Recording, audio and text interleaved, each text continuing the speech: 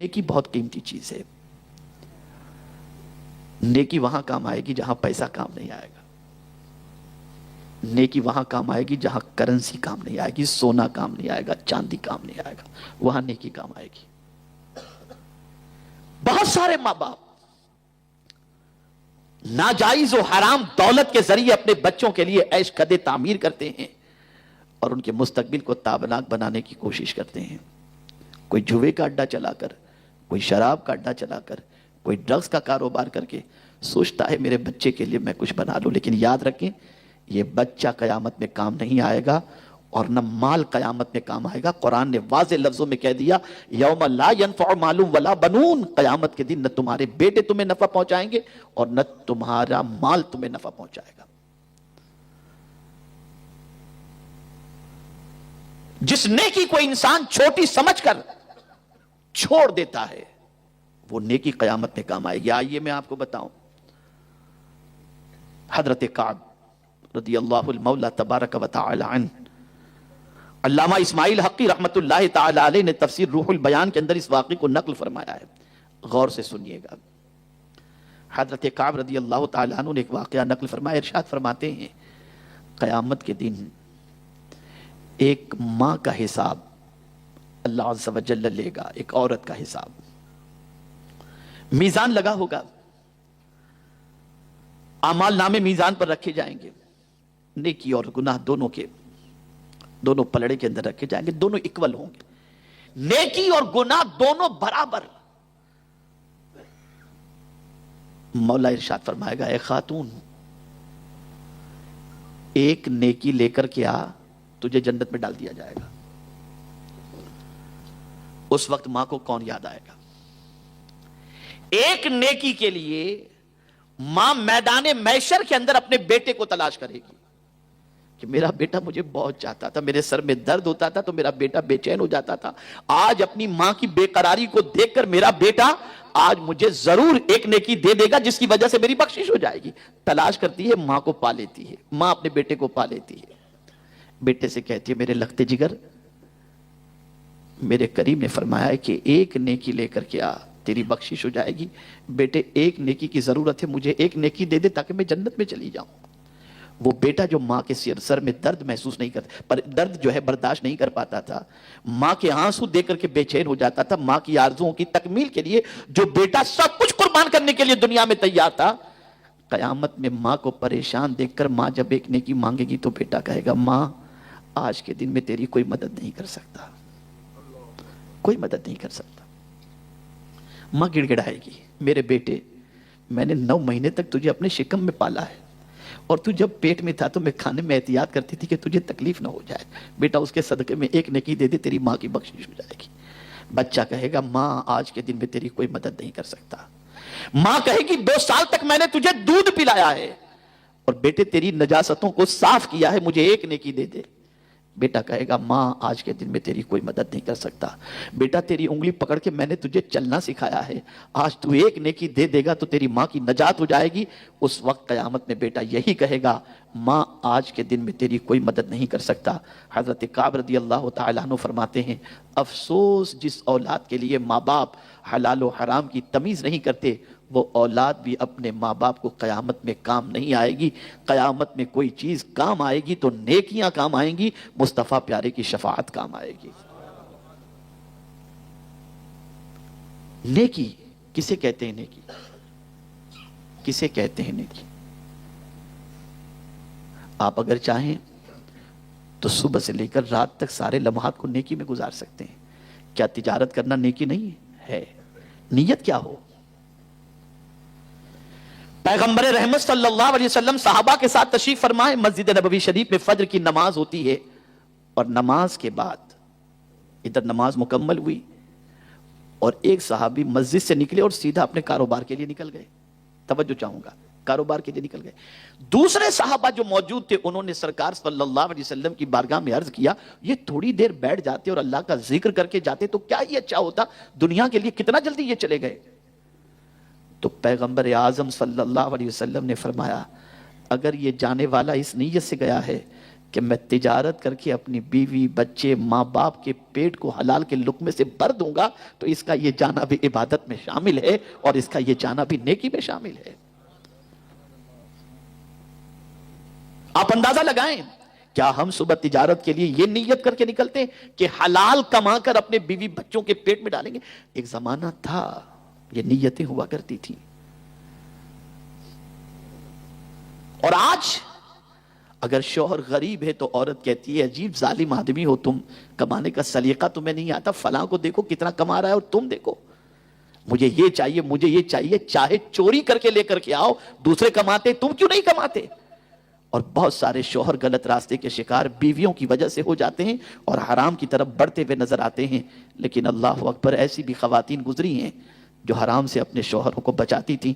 جانتے ہیں ایک عورت جس کا شوہر صبح سے لے کے شام تک محنت کرتا ہے اور خالی ہاتھ لوٹتا ہے، کوئی چیز پکانے کے لیے گھر میں نہیں ہوتی، پانی پی کر وہ سو جاتا ہے، بیوی بھی سو جاتی ہے، دوسرے دن صبح نکلا، شام کو لوٹا، کمایا نہیں، خالی ہاتھ لوٹا، بیوی نے دیکھا کہ خالی ہاتھ لوٹا ہے، صبر کے ساتھ پانی پی کر کے سو گئے۔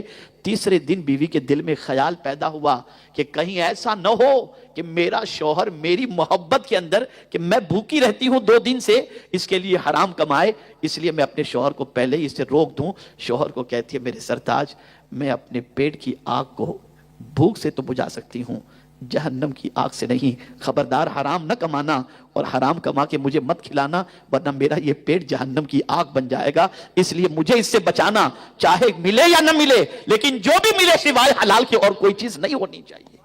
یہ سوچ تھی، یہ مینٹیلیٹی تھی، یہ فکر تھی۔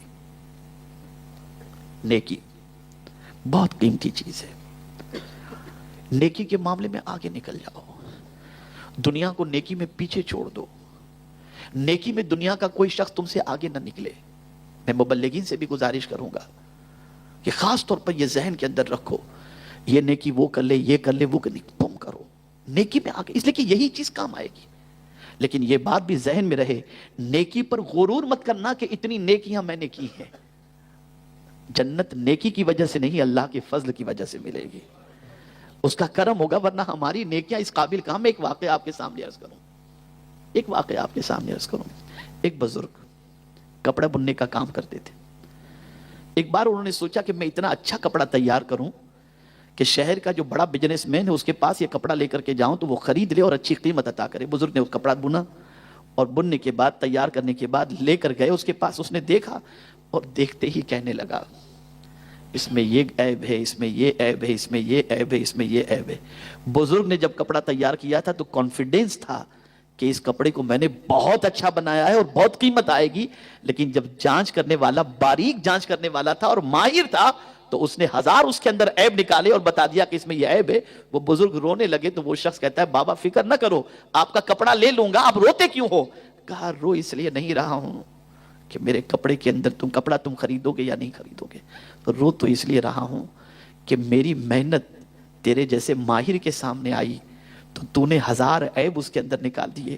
اگر میری نیکیاں قدرت کے سامنے بھی پہنچیں گی اور وہ بھی یہ کہہ دے تیری نیکیاں اس لائق نہیں کہ میں قبول کروں تو کیا ہوگا؟ اس تصور سے میں رو رہا ہوں، اس تصور سے میں رو رہا ہوں۔ کن نیکیوں پر گھمنڈ ہے؟ خبردار، نیکیاں کرتے چلے جاؤ، بھروسہ اپنے کریم پر رکھو، اپنے پالنہار حقیقی پر رکھو، اپنے معبود برحق پر رکھو۔ اسی لیے قیامت میں رب قدیر ایک بندے سے فرمائے گا اس بندے کو میرے فضل سے جنت میں داخل کر دو۔ وہ اس نے پوری زندگی عبادت میں گزاری ہوگی، وہ بندہ عرض کرے گا مولا جنت میں تیرے فضل سے جا رہا ہوں اور جو میں نے نیکیاں کی تھی اس کا کیا؟ تو میرا مولا ارشاد فرمائے گا اس بندے کی ایک آنکھ نکالو، اس کی ایک آنکھ نکالی جائے گی، میزان میں رکھا جائے گا اور اس کے بعد اس بندے سے اس بندے کے بارے میں کہا جائے گا اس کی ساری نیکیاں میزان کے دوسرے پلڑے میں رکھ دو۔ اللہ اکبر، جب دونوں کو تولا جائے گا تو آنکھ کی قیمت نیکیوں سے زیادہ ہو جائے گی۔ مولا فرمائے گا اب میرا عدل ہے، اسے جہنم میں ڈال دو، اس نے تو ایک آنکھ کا بھی شکریہ ادا نہیں کیا ہے۔ ان نیکیوں پر ہم بھروسہ کرتے ہیں، بھروسہ اپنے رب کے فضل پر، لیکن نیکی کرتے چلے جاؤ۔ کبھی ایسا ہوتا ہے یہ جو ولایت ملتی ہے نا، ولایت میں جنت میں بسا اوقات کچھ نیکیوں کا بھی دخل ہو جاتا ہے، اللہ ان نیکیوں کے صدقے میں کرم فرماتا ہے۔ ایک بندہ کوئی نیکی میں لگا ہے، نیکی کر رہا ہے اور اس کی کوئی ادا مولا کو پسند آ جاتی ہے، اپنا دوست اسے بنا لیتا ہے، دوست بنا لیتا ہے۔ حدیث شریف کے اندر ہے کہ بندہ لاشعوری طور پر اپنی زبان سے کوئی جملہ نکالتا ہے جو جملہ اللہ کو پسند آ جاتا ہے اور مولا اس جملے کی وجہ سے اسے جنت عطا فرما دیتا ہے، اور لاشعوری طور پر بندہ اپنی زبان سے اللہ کا ناپسند کوئی جملہ نکال دیتا ہے، مولا اس جملے کے عوض کے اندر اسے عذاب کا حقدار بنا دیتا ہے۔ تو عرض کرنے کا منشا یہ کہ نیکی کرو، نیکی میں آگے نکلو، کسی نیکی کو چھوٹی مت سمجھو، مسکرا کر ملنے کو بھی اس نیکی کو بھی چھوٹی مت سمجھو، بہت بڑی نیکی، پتہ نہیں کون سی نیکی اللہ کو پسند آ جائے۔ اب آئیے حضور صلی اللہ علیہ وسلم نے نیکی کے بارے میں کیا فرمایا۔ آقا کریم صلی اللہ علیہ وسلم فرماتے ہیں بادرو بالاعمال سبعا، 7 چیزوں سے پہلے نیکی میں جلدی کرو۔ توجہ ہے آپ کی؟ الحمدللہ مجھے یقین ہے کہ آپ بالکل توجہ کے ساتھ سن رہے ہیں۔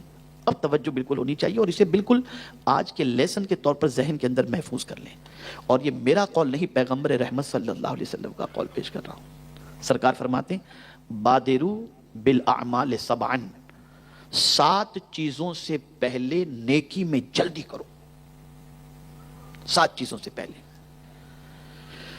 پہلی چیز آقا کریم صلی اللہ علیہ وسلم ارشاد فرماتے ہیں ایسی مفلسی سے پہلے، ایسی غریبی سے پہلے جو اللہ کی یاد سے غافل کر دے، نیکی میں جلدی کرو۔ جب آدمی مفلس ہوتا ہے، غریب و ناتواں ہوتا ہے، بھوکا پیاسا ہوتا ہے، تو نیکی کی طاقت اس میں نہیں ہوتی۔ اللہ کی یاد سے کبھی کبھار غافل ہو کر کے غریب آدمی معاذ اللہ یہ بھی کہہ دیتا ہے، اللہ اسے معاف فرمائے، یہ بھی کہہ دیتا ہے کہ میں کیا اللہ معاذ اللہ اللہ کی بندگی کروں، جب وہ کچھ دیتا ہی نہیں تو اس کی بندگی کر کے کیا فائدہ، معاذ اللہ معاذ اللہ۔ ایسے بہت سارے آپ کو ملیں گے۔ تو ایسی غریبی اور مفلسی جو اللہ کی یاد سے غافل کر دے، رسول اعظم صلی اللہ علیہ وسلم فرماتے ہیں اس سے پہلے نیکی میں جلدی کرو۔ آپ دنیا میں بہت سارے ایسے انسانوں کو دیکھتے ہوں گے جو کبھی کروڑ پتی ہوتے اور پھر روڈ پتی بن جاتے ہیں، کبھی بہت کچھ ہوتا ہے کبھی کچھ بھی نہیں ہوتا۔ بہت سارے میں نے دیکھے ہیں اپنی مختصر سی عمر کے اندر، میں نے ایسے بہت سارے دیکھے ہیں جن کی زندگی کا میں نے شباب بھی دیکھا ہے اور آج زوال بھی دیکھا ہے، اور بہت سارے ایسے بھی دیکھے ہیں جن کو زوال پذیر دیکھا تھا میں نے اور آج ان کو شباب پر دیکھ رہا ہوں۔ ایسے آپ بھی اپنی زندگی میں دیکھتے ہوں گے۔ تو اب حضور فرماتے ہیں صلی اللہ علیہ وسلم ایسی غریبی اور مفلسی سے پہلے جو اللہ کی یاد سے غافل کر دے، نیکی کرنے میں جلدی کرو۔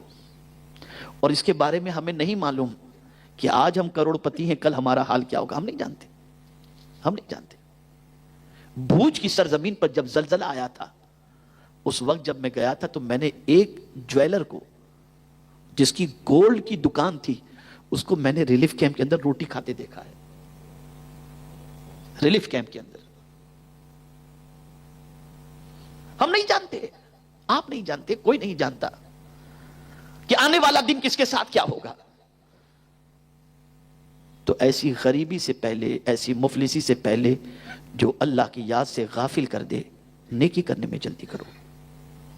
یہ بھی نیکی ہے کہ راستے میں آپ کو چھلکا نظر آیا کیلے کا، اٹھا کر سائڈ پہ کر دیا، گڑا نظر آیا اس کو پاٹنے کی کوشش کی، کوئی پتھر موجود ہے سائڈ پہ کر دیا آپ نے، یہ سب نیکی ہے۔ مسکرا کر آپ نے ملا، نیکی کسی کو اچھی بات کہہ دی، نیکی، یہ سب نیکی ہے۔ کرو نیکی۔ نیکی کو کبھی حقیر مت سمجھنا، چھوٹی مت سمجھنا۔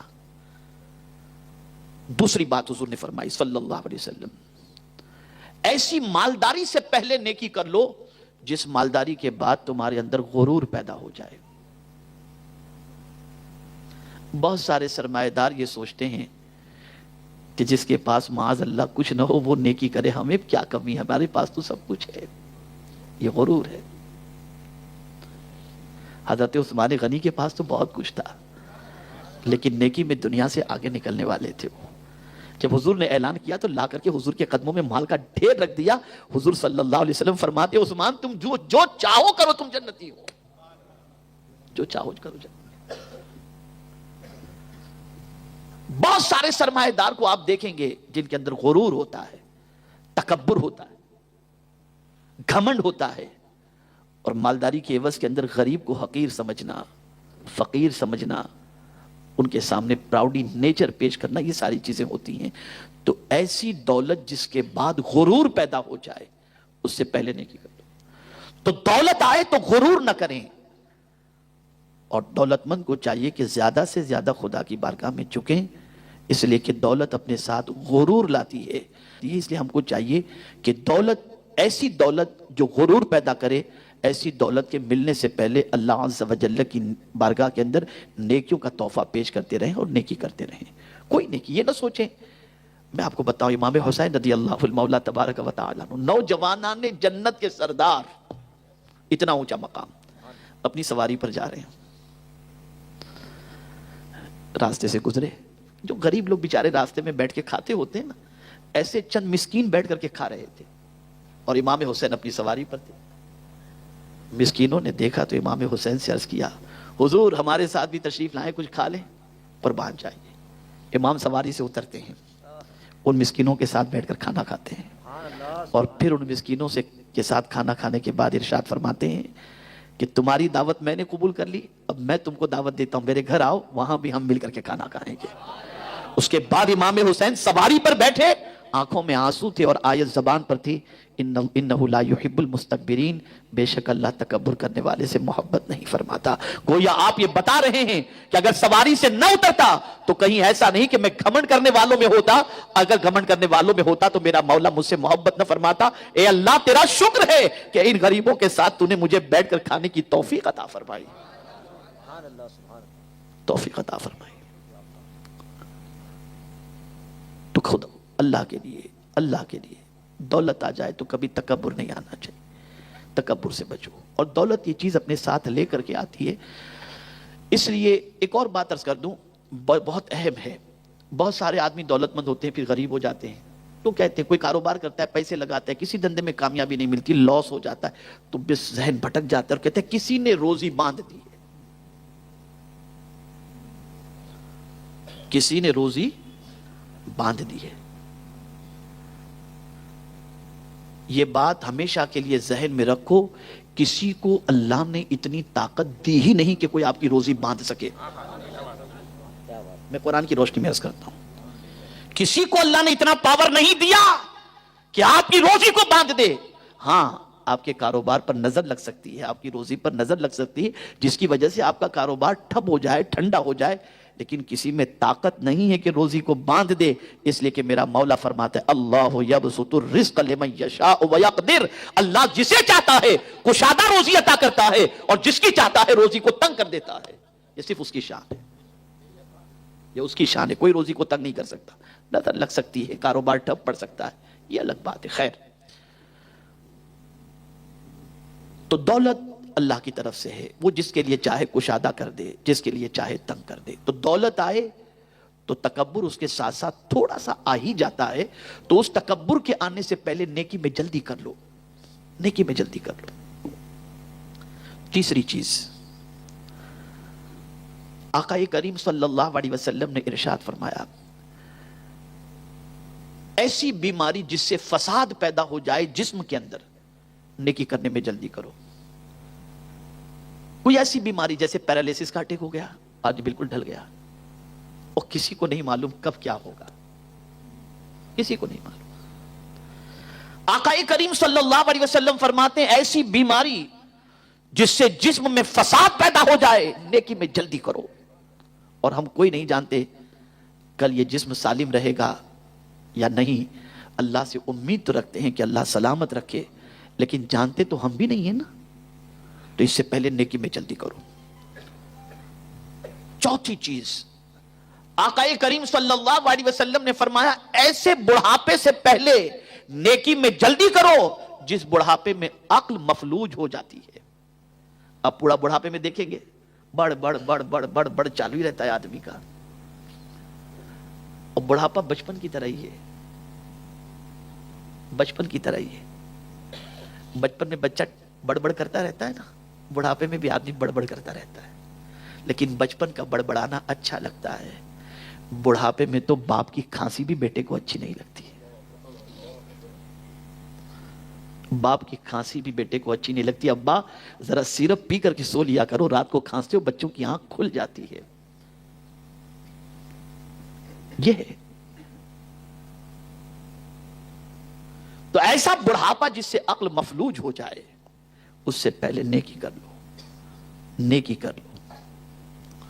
پانچویں چیز، آقا کریم صلی اللہ علیہ وسلم نے فرمایا دجال کے ظہور سے پہلے نیکی کر لو. بڑا خطرناک معاملہ ہے.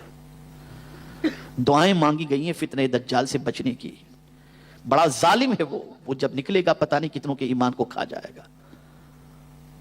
تو دجال کے ظہور سے پہلے نیکی کرنے میں جلدی کرو. حضور نے نیکی کرنے کی بات نہیں کی، توجہ چاہوں گا، نیکی کرنے کی بات نہیں کی. بادروا بالاعمال سبعا، 7 چیزوں سے پہلے نیکی میں جلدی کرو. کر لو، ابھی کے ابھی کر لو، جتنی نیکی کر سکتے ہو نیکی کر لو. تو دجال کے ظہور سے پہلے. چھٹی چیز، آقا کریم صلی اللہ علیہ وسلم نے فرمایا اچانک موت کے آنے سے پہلے نیکی کرنے میں جلدی کر لو. جانتا ہے کوئی کہ کب اسے موت واقع ہوگی؟ لوگ یہ سوچتے ہیں بڑھاپے میں توبہ کر لیں گے، نیکی کریں گے، بعد میں کچھ کریں گے. ابھی تو عمر کیا ہے، ابھی تو کھیل کود کی عمر ہے، تماشے کی عمر ہے، آوارگی کی معاذ اللہ عمر ہے. یہ نیکی کی عمر تھوڑی 60 گزارنے کے بعد پھر کر لیں گے، ابھی تو سب عیش موج کی عمر ہے. نہیں، کوئی نہیں جانتا. یہ زمین نہ جانے کتنے جوانوں کو کھا گئی ہے. ہم میں سے کوئی نہیں جانتا کہ ہماری زندگی کتنی ہے. تو اچانک موت کی آمد سے پہلے نیکی میں جلدی کر لو، اس لیے کہ موت آئے گی، اس کے بعد نیکی نہیں کر سکو گے. اسی لیے پروردگار کی بارگاہ میں قیامت کے دن بندے عرض کریں گے ارجعی لعلی اعمل صالحا، میرے مولا ہمیں دنیا میں دوبارہ بھیج تاکہ ہم نیک عمل کریں. تو میرا مولا فرمائے گا اولم نعمرکم ما یتذکر فیہ، کیا میں نے تمہیں عمر نہیں دی تھی؟ تم نے نصیحت کیوں حاصل نہیں کی؟ میں نے تو زندگی دی تھی نیکی کرنے کے لیے، کیوں نہیں کی تم نے؟ اب مانگ رہے ہو تم مہلت، اب کہہ رہے ہو کہ ہمیں دوبارہ زمین پر بھیج تاکہ ہم نیکی کریں. ہم نے تو زندگی تمہیں دی تھی، کیوں نیکی نہیں کی؟ اب کوئی چانس نہیں، اب کوئی چانس نہیں. تو اچانک موت کی آمد سے پہلے نیکی کر لو. اور 7ویں چیز، پیغمبر رحمت صلی اللہ علیہ وسلم نے فرمایا میدان قیامت کے بپا ہونے سے پہلے نیکی کر لو. اے رسول اعظم صلی اللہ علیہ وسلم کے دیوانوں، ان 7 چیزوں کے ظہور سے پہلے نیکی میں جلدی کرنے کا اللہ کے رسول صلی اللہ علیہ وسلم نے حکم دیا. اور ہم میں کا کوئی نہیں جانتا کہ یہ 7 چیزیں کب کس کے ساتھ وابستہ ہوں گی. تو ہمیں نیکیوں میں جلدی کرنا چاہیے، نیکی میں سستی سے بچنا چاہیے، میکزیمم نیکی کرنی چاہیے. مجھے ایک بزرگ یاد آتے ہیں، اللہ اکبر، میں نے دیکھا اس کے بعد جو ہے میں نے غور کرنے کی کوشش کی تو مجھے ان کی اس ادا سے ان کا نیکی کا حریص ہونا سمجھ میں آیا. آپ دن میں 5 مرتبہ کرتے ہیں لیکن کبھی اس پر توجہ نہیں، نہ آپ کی ہوتی ہے نہ کبھی ہماری ہوتی ہے. کبھی ہو گئی تو ہو گئی توجہ. لیکن میں نے نیکی کا حریص دیکھا قائد اہل سنت علامہ شاہ احمد نورانی صاحب علیہ رحمہ کو. وہ جب بھی وضو کرتے نا تو اپنے چہرے اور ہاتھ کو زور زور سے پونچھتے نہیں تھے، بس خالی قطرے نہ گریں اس طریقے سے آپ پونچھ لیتے تھے. اور ہاتھ بھی تر رہتا تھا، چہرہ بھی تر رہتا تھا، اس لیے کہ مصطفیٰ جان رحمت صلی اللہ علیہ وسلم نے فرمایا قیامت کے دن یہ تری کو بھی اللہ عز و جل میزان میں وزن کے اندر ڈالے گا. یہ جو تری رہ جاتی ہے نا، پانی جو گیلا بدن رہتا ہے، یہ میزان کے اندر اسے رکھا جائے گا اور اس کا بھی ثواب اللہ قیامت کے دن عطا فرمائے گا. اللہ والے نیکیوں کو بھی نہیں چھوڑتے، اتنی نیکی کی قدر کرتے ہیں.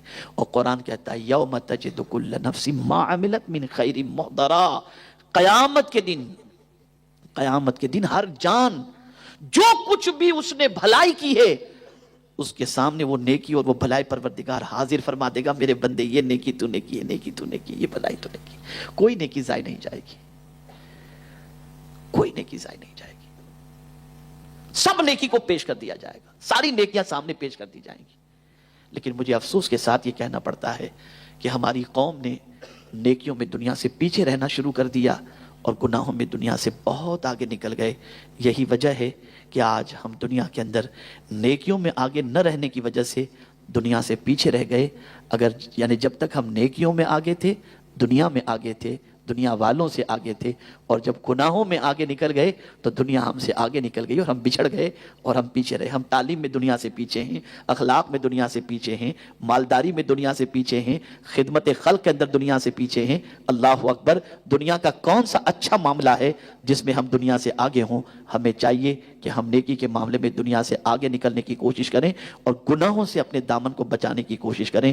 یاد رکھیں میرے پیارے آقا صلی اللہ تعالی علیہ وسلم کے پیارے دیوانوں، اللہ کے برگزیدہ بندے اس لیے طاقتور تھے کہ وہ نیکی کرتے تھے، اور ہم اس لیے بزدل ہیں اور کمزور ہیں کہ ہم گناہ کرتے ہیں۔ طاقتور بننا ہے، گناہ کو چھوڑو، نیکی اختیار کرو۔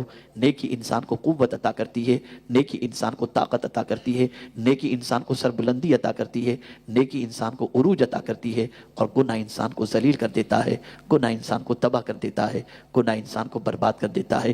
یہ اللہ والوں کا عرس جو منایا جاتا ہے، در حقیقت ان کے مقصد زست کو سمجھو کہ وہ دنیا میں کس طرح زندگی گزارا کرتے تھے، تو آپ کو پتہ چلے گا ان کی رات سجدے میں گزرتی تھی، ان کا دن لوگوں کو نفع پہنچانے میں گزرتا تھا، اور اپنی پوری زندگی اطاعت الہی اور اطاعت رسول صلی اللہ علیہ وسلم میں انہوں نے گزاری، جس کی وجہ سے میرے کریم نے آج زمانے کے گزر جانے کے باوجود بھی ان کی محبت کا چراغ لوگوں کے سینوں میں روشن کر رکھا ہے۔ اگر ہم چاہتے ہیں کہ اللہ دنیا اور آخرت میں ہمیں سرخروئی عطا فرمائے تو ہم نیکیوں سے اپنے رشتے کو مضبوط کریں اور گناہوں سے اپنے رشتے کو توڑ دیں۔ اللہ تعالیٰ دنیا اور آخرت میں ہمیں سرخروئی عطا فرمائے گا، کھویا و وقار عطا کرے گا، کوئی بھی عزت عطا کرے گا۔ اور امتحانات تو ہر دور کے اندر ہوئے ہیں، آج بھی ہو رہے ہیں، لیکن اگر پلٹ کر ہم نے حضور کی طرف توجہ کر لی، رخ مدینے کی طرف کر لیا، نیکیوں کی طرف کر لیا، تو آقا کریم صلی اللہ علیہ وسلم ارشاد فرماتے ہیں کہ میرا مولا ارشاد فرماتا ہے کہ میری طرف کوئی ایک بالش بڑھتا ہے تو میری رحمت ایک ہاتھ بڑھتی ہے، تم ذرا بڑھ کر دیکھو، وہ تمہیں سہارا دے گا اور تمہیں اپنے دامن رحمت